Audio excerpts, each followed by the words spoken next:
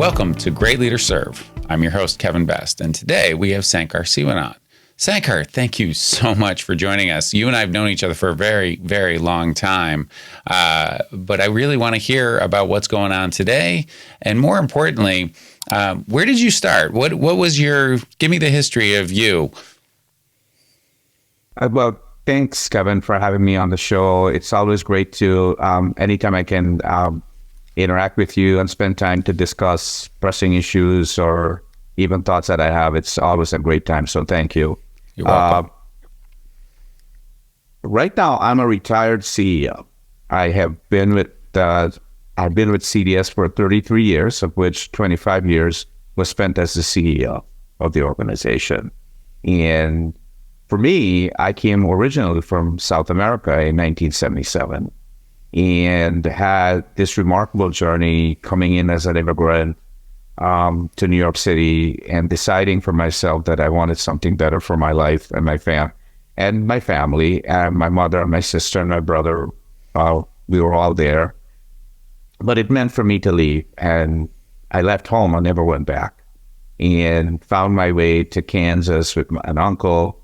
I got married, worked for the Coca-Cola company as a frontline staff, and then made my way to Rochester. Asked me why we did Rochester. Was looking at a Rand McNally book and picking a spot that was close to family, and then we made it to Rochester. And I had a bachelor's in psychology, but didn't really have much more. And it was a tough time to find work.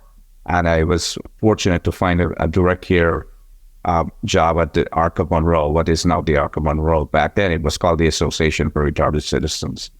And from there, I committed myself to helping people with developmental disabilities. And I had a knack for organizing people, convincing people to work together to accomplish common goals. And with that, I was able to get promoted at the Arc of Monroe, came over to CDS, worked in their residential program for a little bit. And they started to see potential in this young man, and they said, we want you to do more for us.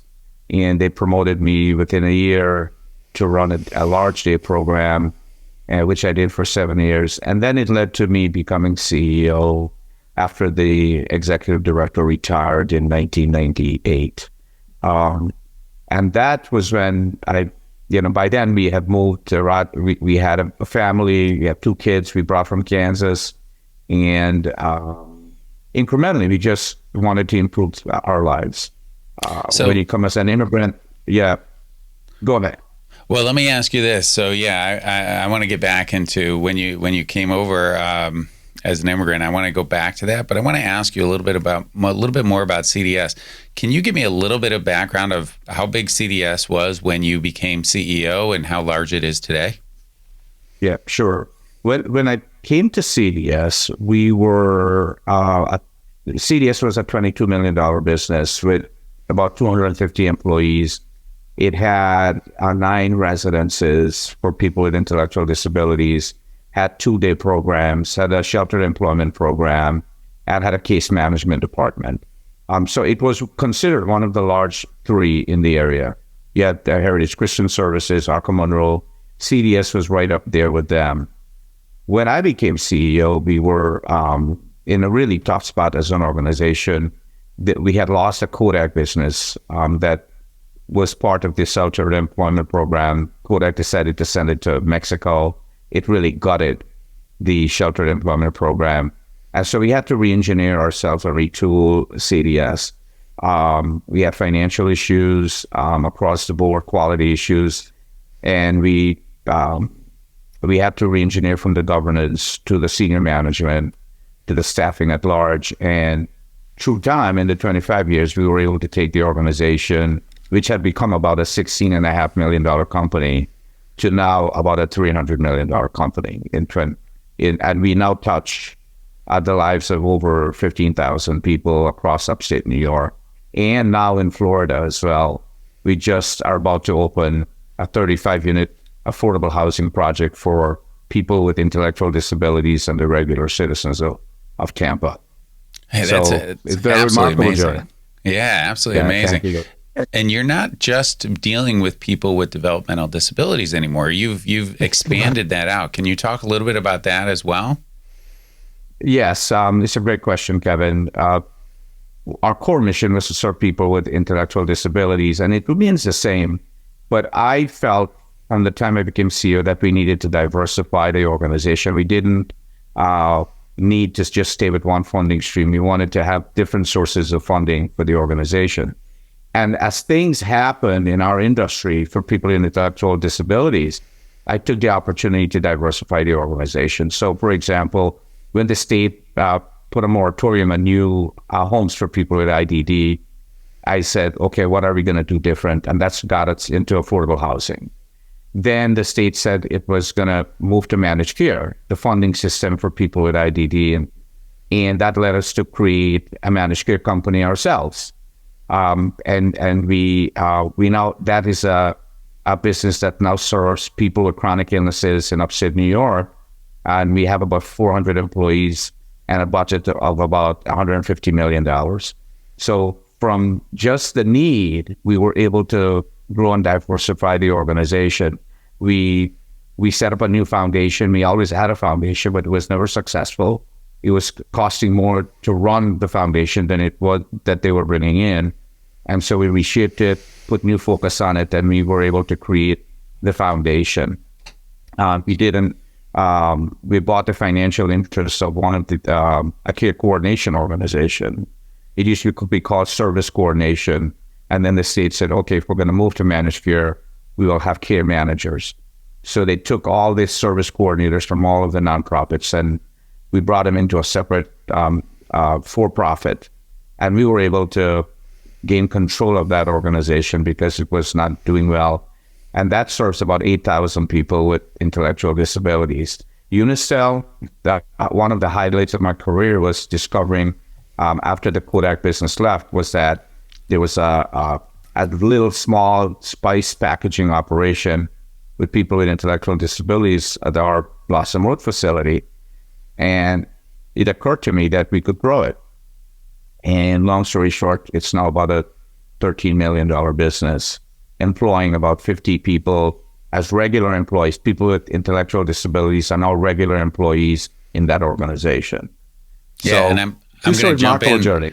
Yeah, I want to jump in on that because that includes my brother Joe, who's been there since That's 2001. Right. And I Right. remember back then that there was a real concern as to whether or not he was going to be able to work there after Kodak pulled its business from you guys. And so I want to talk about your leadership style because you took a business that probably should have failed and you were able to turn that business around and not only diversify it, but grow it exponentially during the time as a leader. That leadership style that you use that I was able to fortunately see on a firsthand basis was definitely a leadership style that you allowed your management team to do what they do best in that serving leader mentality that you've always had. Can you talk a little bit about how you took a business that was basically about to fail, should have failed, and you made it much larger than it could have ever been, and it was because of your management style. Can you talk about how you got to that management style? Was it something you fell into? Was it something that you were trained on? How was it that you were able to get to that level? It's a great question. I tell people, when I'm writing a book, I told you, and I had to face that question in the book was what's your management style?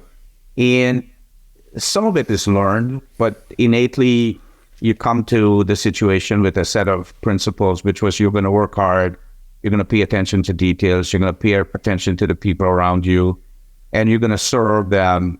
My first interaction with people with intellectual disabilities was a total love and respect for them.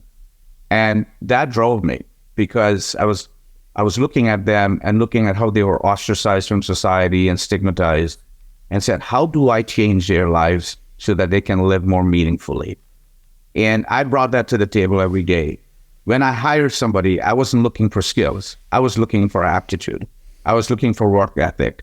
I was looking for how they were going to pay attention to the people we served and treated them with respect and humanity, which was sometimes not connected to how we delivered services. And that's what drove me, Kevin, for my entire career, was a passion and a sense of urgency that we needed to accomplish the things we needed to do. I've always been a very organized person. And in my head, I knew I needed to create a grand vision for the organization. I remember when we were in trouble, our vision was to give people peace of mind. And we did that because people were concerned about CDS, what was going to happen with it. And we did that for about 5 years. Our grand vision was to give our customers peace of mind. And then we said, well, that's just short term. What are we going to do? We got to expand this vision and create communities for people to live and enjoy their lives, celebrate their every day of life. We had a tagline. And when I interviewed staff, I wanted them to know that I had high expectations. I was a top manager. I don't apologize for it. And I've had to make staff changes across my career. But I always recognized their value. I treated them as a team. And sometimes when they were concerned about me, that maybe I was too critical of them, I would say, I just have something to tell you. We spent so much money to bring you to the organization that it would be crazy for me to just let you go. I will work with you. I will work with you because I want you to be successful. And if it doesn't work out, it doesn't work out. But trust me, I'm here to work with you. We created a leadership development program for people with the same mentality in mind, serving people. Be the one to pick up the mop if something needs to be wiped. Pick up the broom if something needs to be done. If you see paper on the floor, pick it up. Don't wait for others to do it. Work alongside people and help them grow and develop. Hey, can you talk a little bit about the financial challenges that you faced and how your management style really helped with that? I mean, obviously you're working with the state a lot for a lot of funds, plus you're going out there and you're asking people for money through development areas, you're raising funds for the org. How does your management style of really serving others, how did that help you benefit the organization? It's a great question. When you're an immigrant and you come to the United States, you come with nothing. And then you realize that every penny counts. And it was bringing that level of discipline into the organization. First, we needed to figure out exactly what we had in terms of revenues and exactly what we had as expenses. And in the meantime, I had gone back to school and got my master's degree in public administration. And the professor that taught us financial administration was a godsend. I felt like he met my need at a place where I most needed it. Once I had that class, it empowered me. And I came back to the organization and I said, okay, here are the things we're going to do to get out of the mess. First, we're going to be frugal.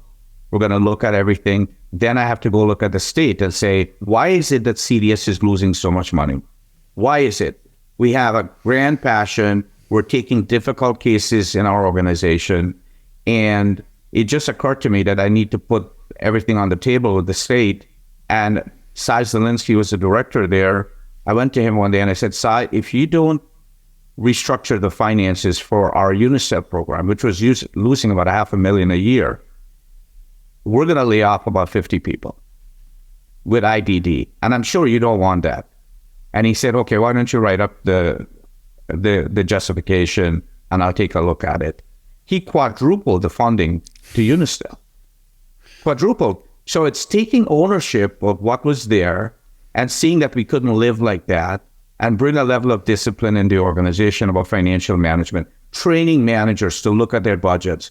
Before, when I was a staff there, we never had the budget. We were only told that we needed to hit a certain profit. But I wanted people to own their operations. If you run a group home, here's your budget. Here's what I expect you to run for the year. And so that took care of managing the organization. Then I said, okay, how do we sustain this organization through time? And it was with the growth and getting into businesses that will return a profit to the organization. And one of the misnomers in our field is that because you're a nonprofit, you can't run a profit. And so what some leaders do is they just spend the money. If you're getting money from the state, you spend it. You get money from the donors, you just spend it. And I changed that mindset. I said, no, we are going to run profits in the organization and we're going to create a nest egg in our foundation.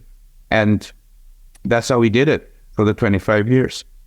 So when you highlighted something in your discussion there, you were able to bring the vision to the organization. You were the one who were able to articulate that, and you allowed your team the freedom to be able to build within the constraints of that vision. It reminds me of an idea of you have, for example, a farm, and the animals are allowed to roam freely, but within the guidelines of a fence.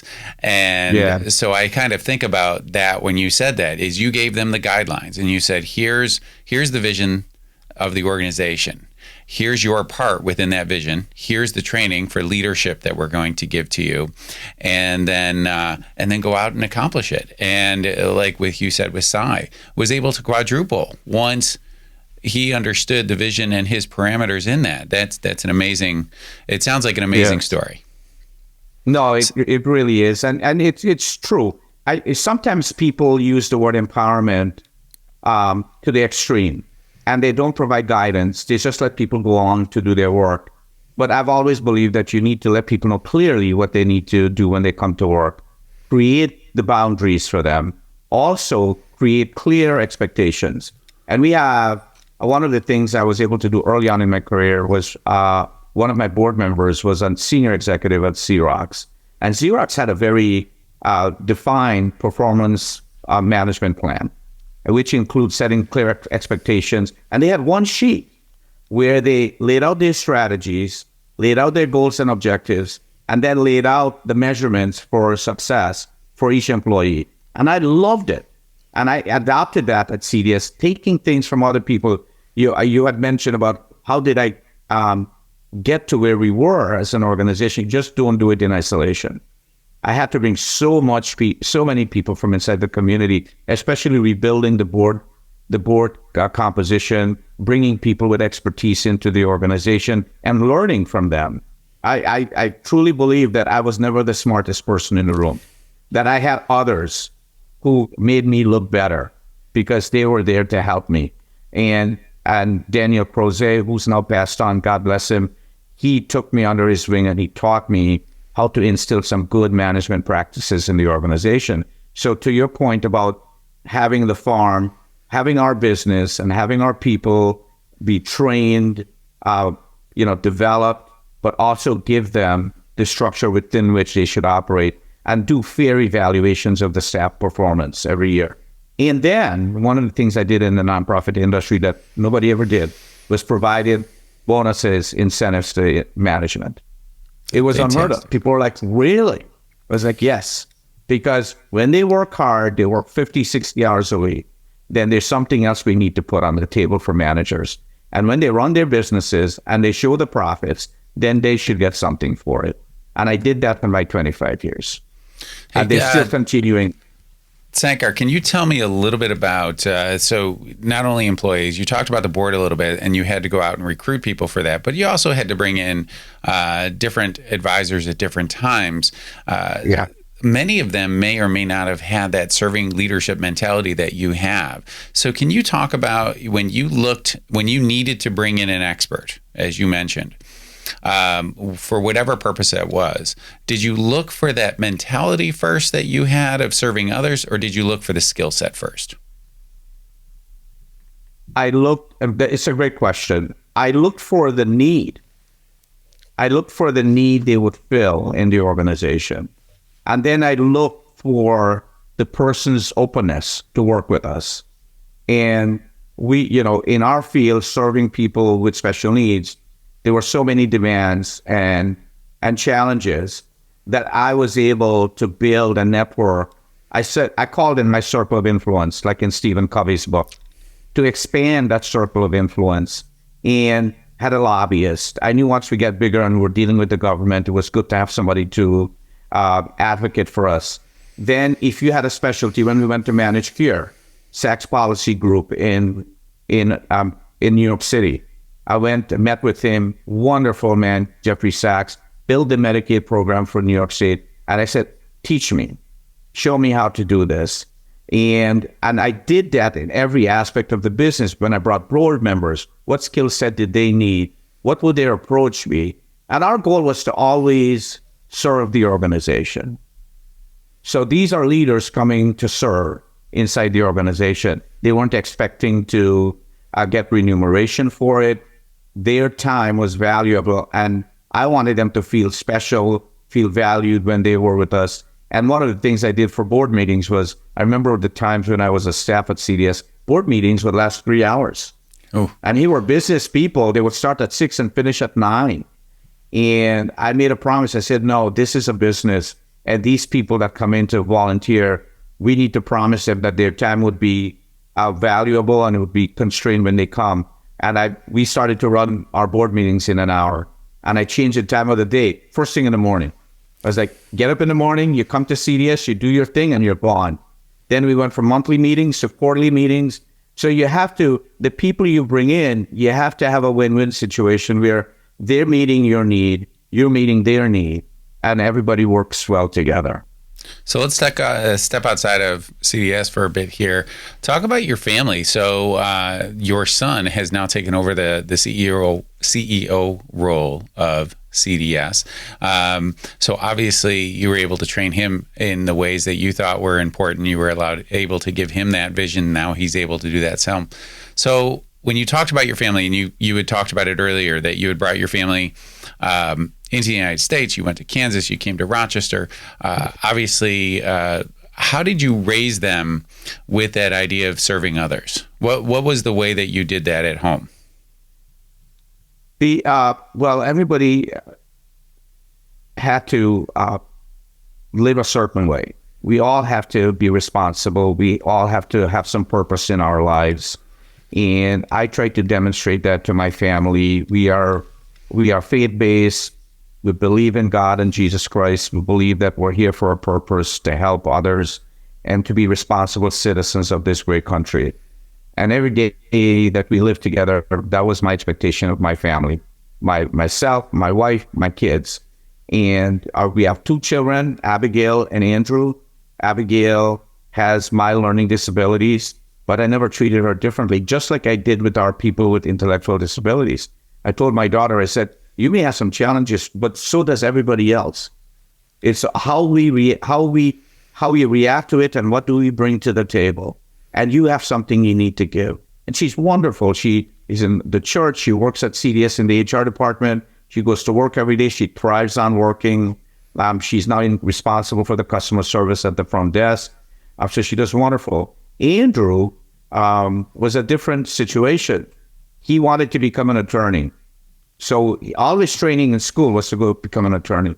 And then he went to college and he had his personal experience with Jesus Christ, and he said, I want to change that. I want to be in ministry. So he went and he got a master's in divinity. And then when he was in college in the summer, I said, you can't stay at home, you got to work. And there's a great place for you to help. My wife found him a job at Tops, where she was a customer service manager. Mm-hmm. And then once he finished with college, I said, well, you're not going to stay at home, are you? You're going to have to work. So I said, why don't you come to CDS and start working as a direct care staff?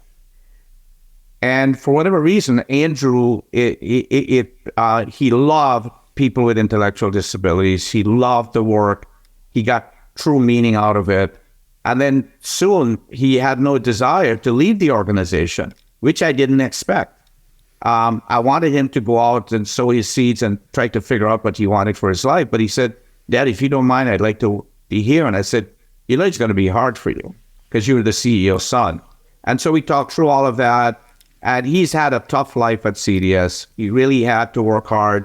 And as he grew and he showed aptitude, all I asked his supervisors to do was give him a chance. Give him a fair shot. Don't give him better than anybody else. And then as he grew and developed, he was given more and more opportunities, and we were very careful to watch the conflict of interest between me and him.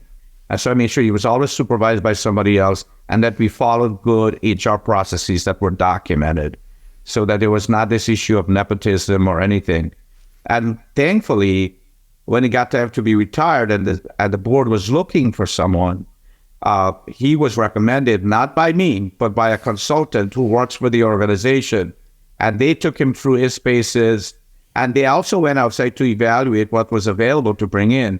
And the one thing they looked at was we were so diversified and complex. What were the chances that a CEO from the outside would do a better job? And they came to their realization that they should pick somebody from the inside, which was Andrew. And he's now taken over the organization. He's going into his second year. It's been a wonderful transition. I have stayed away. I was like, I said, if I want to stay there, I should not leave. And once I left, I was like, okay, so just so everybody understand, I'm leaving. He's in charge. If he needs help, he can call me. I'm a consultant. I help the board. I help him. But other than that, it's on him. And he has a wonderful personality. He has a strong spine. He had his RIT MBA as well. So he had all of the ingredients to become a successful CEO. And now everybody's watching him grow and develop and becoming a very mature CEO. And it's been a blessing to us to watch his development. That's fantastic. Well, I have one more question for you. And I thank you again for the conversation today. So today now, as you said, you've transitioned out of that leadership area and you're a consultant. Are there things that you're doing now that can help mentor others that are looking to take on that same type of serving leadership style? What are you doing to help others at this point in time? If somebody calls you up, what do you do? It's a great question. I get the calls. Regularly. And my first response is, let's go to lunch. And I would always take, I had someone, a young fella at our church who was being promoted and he wanted to know how the state worked. And I said, let's go to lunch. There was another individual who was really struggling. And I said, let's go to lunch. We'll talk about it. And so I make time for those that need help, those young up-and-coming people. I am writing a book. And that's been most of my time the last 6-7 months. And the book will be published in the spring of next year. And it chronicles my life as an immigrant and all of the things that we experienced in the United States. And a large portion will be my leadership of the organization. And I hope once that's done, I'll be able to use that book to be able to share with others and consult with others as well. I have set up a company that will help with consulting if that happens to be. I tell people, I'm not looking for another job. I want to do things that are meaningful to me and meaningful to our community. And hopefully I have that opportunity once you move ahead. Hey, Sankar, I want to thank you so much for taking the time today. I'm looking forward to the book coming out so I can get a read on it. And I want to thank everybody else for joining us on Great Leaders Serve. Please help us get this valuable message out. So rate it, leave a review, and watch this on your favorite podcast or your app. It's on YouTube. It's on all the different places. Most importantly, share Great Leaders Serve for your friends and colleagues. Again, thank you, Sankar, for being with us today. And thank you all for listening.